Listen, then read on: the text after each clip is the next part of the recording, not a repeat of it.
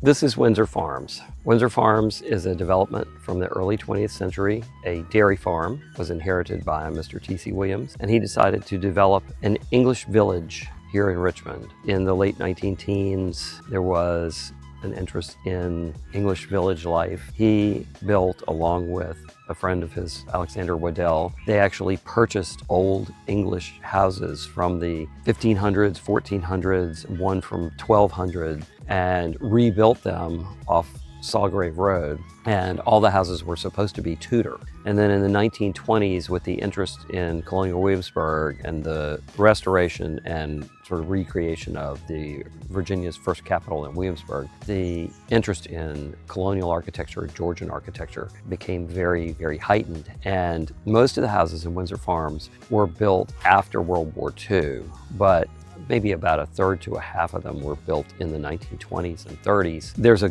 great deal of colonial style Georgian Revival architecture in this neighborhood. There are about 460 houses spread over about 500 acres. The plan of the neighborhood is very village-like. There are wide green boulevards. The village green is behind me. There's a church. There is a building that is sort of the administrative building of the neighborhood, and there's some office buildings, and there's a women's club building. The neighborhood's very much a strong individual neighborhood and has houses that range from right around $1 million up to $4+ million. Quality of construction, always very high. Quality of renovations is usually very high, but the houses do range from the 1920s into, or up to people. There's been things built in here in the last few years. But if you have questions about Windsor Farms and about what makes it such a special neighborhood, please give me a call. I would be happy to assist.